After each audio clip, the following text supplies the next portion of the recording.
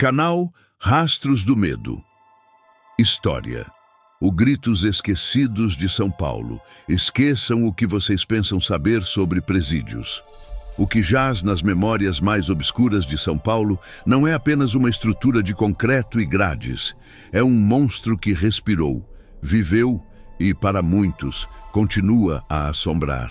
Estou falando do complexo penitenciário que um dia foi conhecido como Casa de Detenção de São Paulo, o infame Carandiru. Não, eu não vou recontar os fatos históricos que todos conhecem. O que me interessa e o que deve arrepiar vocês são os sussurros, as lendas, os arrepios que se espalharam muito depois de suas paredes serem demolidas.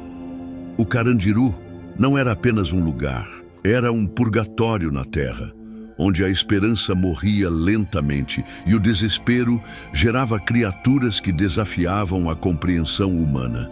Imagine por um instante, milhares de almas em um espaço apertado, a tensão palpável, a violência como rotina. Mas e se houvesse algo mais?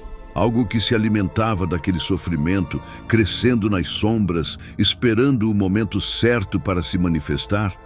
Nossa história começa muito antes da demolição, em um dos blocos mais esquecidos e macabros do complexo. O Bloco 9, apelidado pelos próprios detentos de A Catacumba.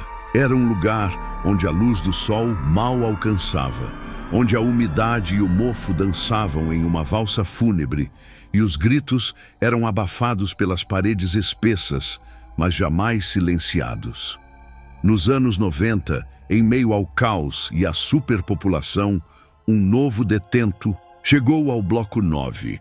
Seu nome era Osvaldo Cicatriz Dantas, um homem magro, com olhos fundos e uma cicatriz que cortava seu rosto do canto do olho até o queixo, um legado de uma briga de facas em uma das ruelas escuras da Mooca. Osvaldo não. Era um criminoso comum. Ele era um bibliotecário antes de se perder nas drogas e cometer um crime de menor proporção. Sua mente, apesar de fragilizada, ainda guardava um intelecto afiado e uma curiosidade mórbida. Desde o primeiro dia, Osvaldo sentiu que algo estava errado no Bloco 9. Não era apenas a brutalidade dos guardas ou a hierarquia imposta pelos chefões do crime. Havia uma presença, um frio que não vinha da falta de luz ou do ar parado. Um silêncio estranho que de vez em quando engolia os barulhos constantes do presídio, um vácuo que deixava os cabelos em pé. Seu companheiro de cela, um velho calejado chamado Joaquim o Coruja Silva, que havia passado mais de 2 décadas em prisões de São Paulo, desde o temido presídio Tiradentes até o próprio Carandiru, logo percebeu o desconforto de Osvaldo.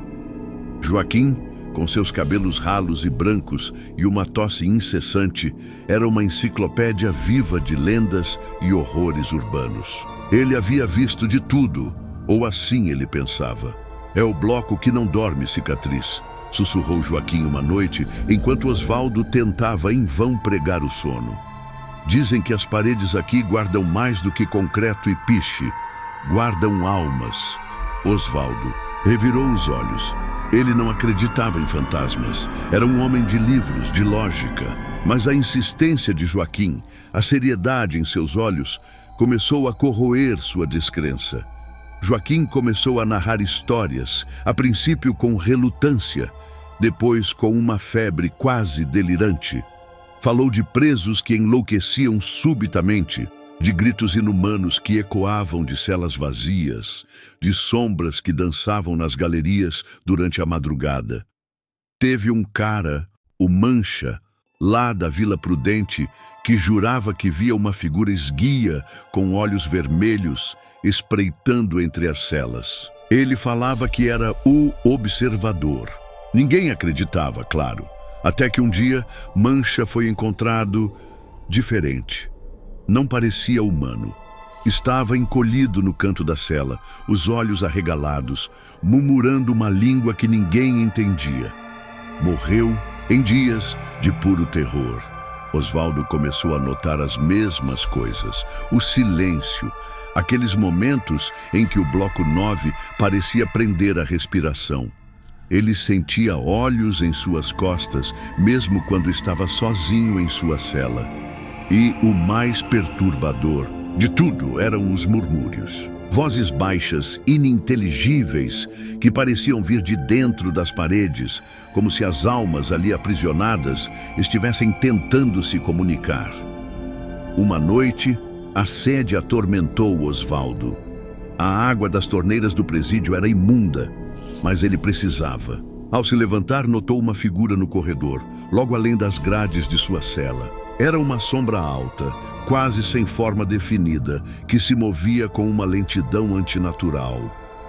Não era um guarda, não era um detento, era algo diferente.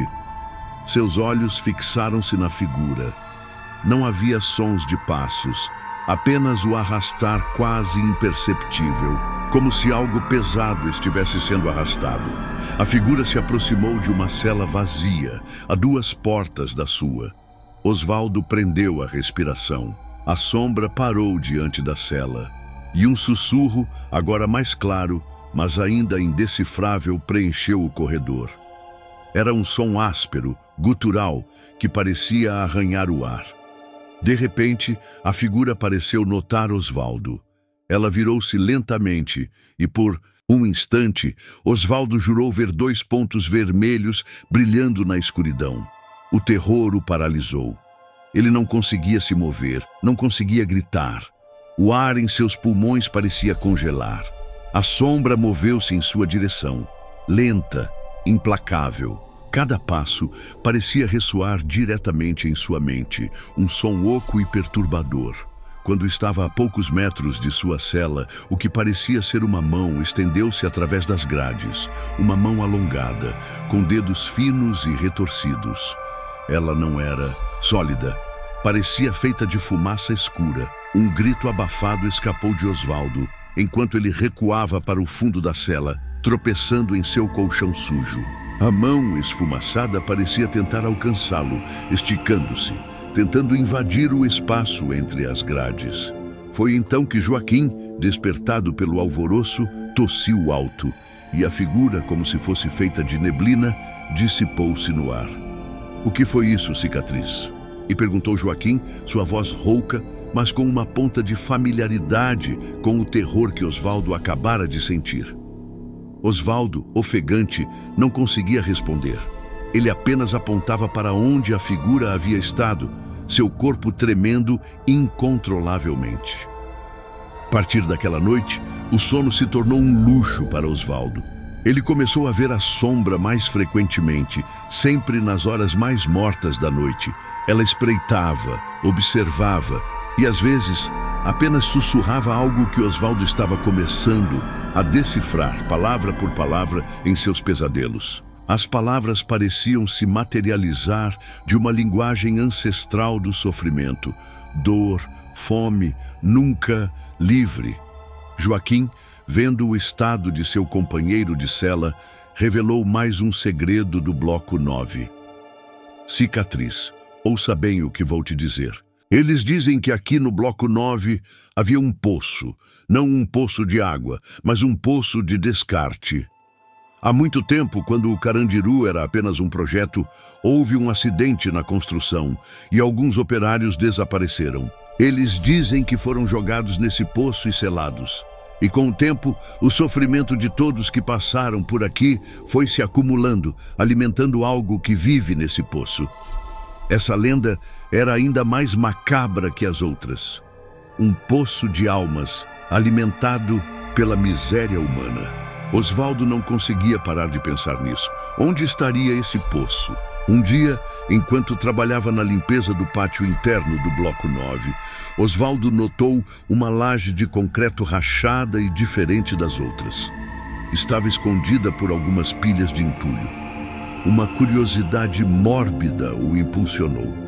Ele sabia que era perigoso, que os guardas não permitiriam, mas a necessidade de saber o que estava por baixo daquela laje era mais forte do que o medo.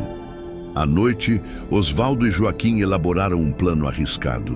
Com a ajuda de outros detentos que também sentiam a estranha energia do Bloco 9, entre eles um jovem chamado Celcinho, o Rato de Paraisópolis, conhecido por sua agilidade e por conseguir se esgueirar em lugares apertados, eles conseguiram remover parte do entulho.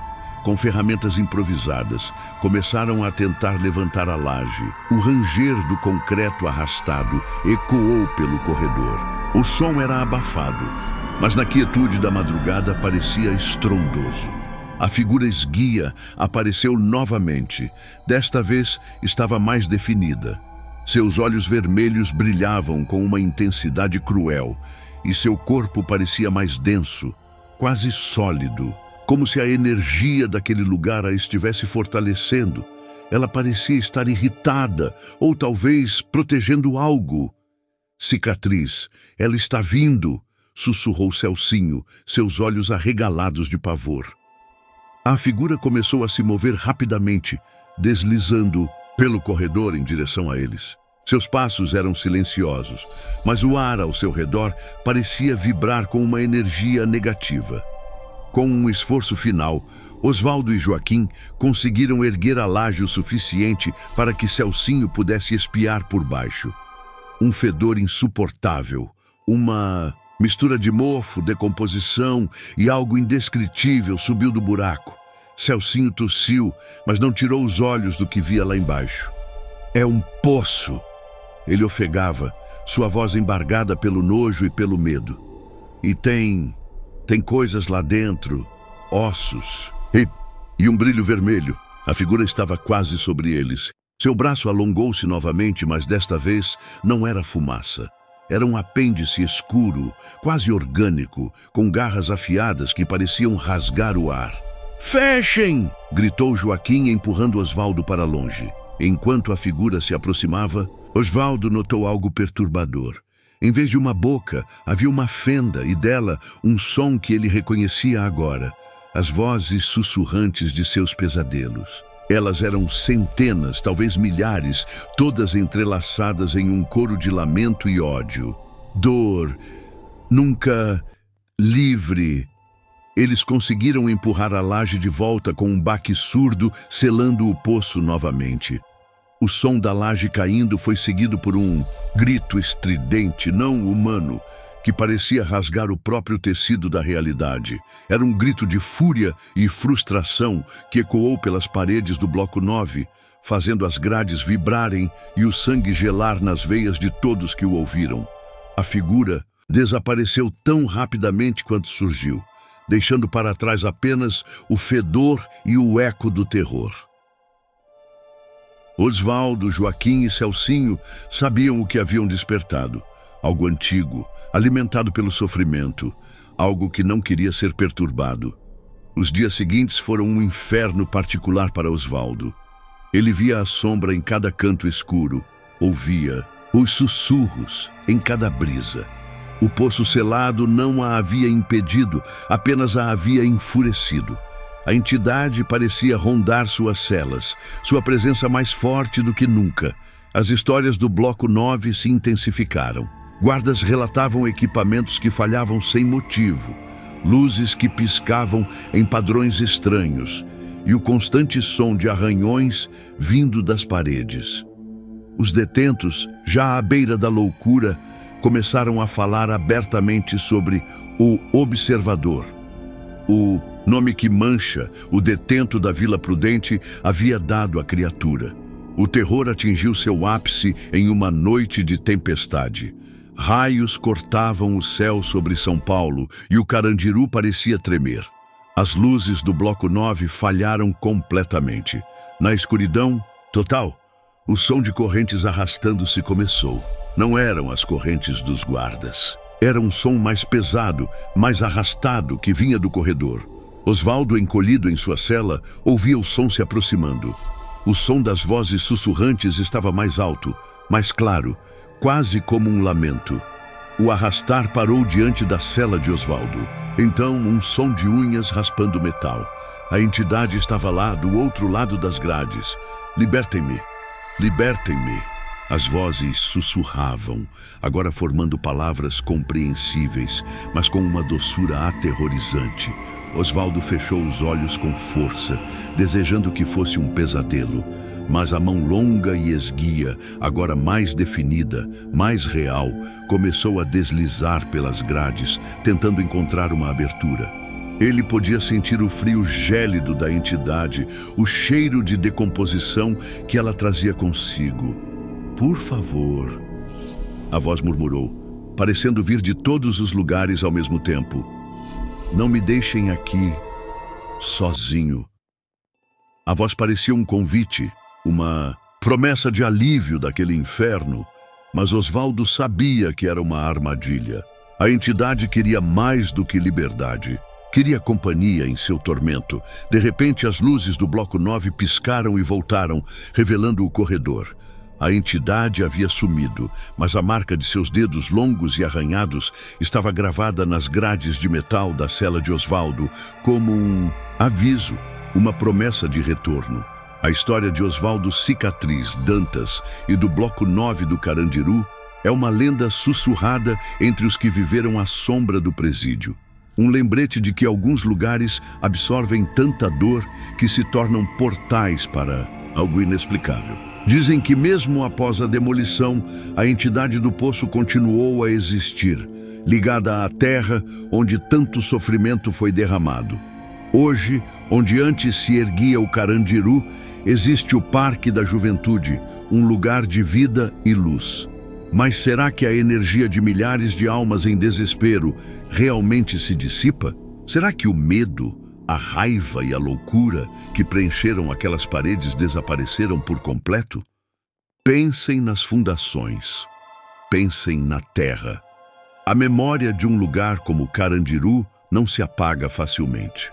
As lendas urbanas que surgiram de suas sombras são um testemunho do terror psicológico que reinava ali.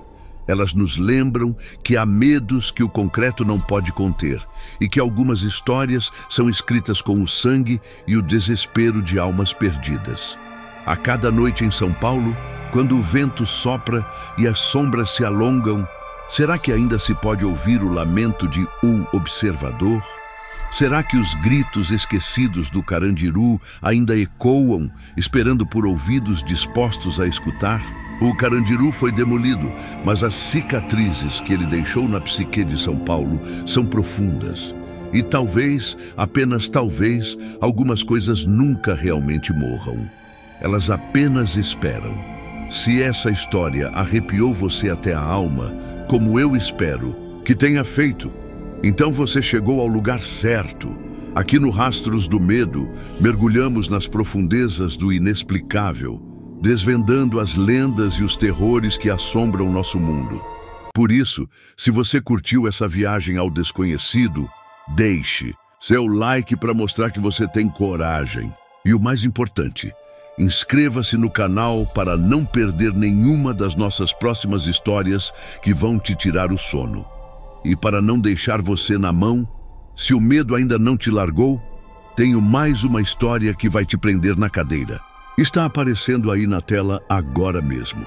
Clica e vamos continuar essa jornada juntos pelos Rastros do Medo. Até a próxima.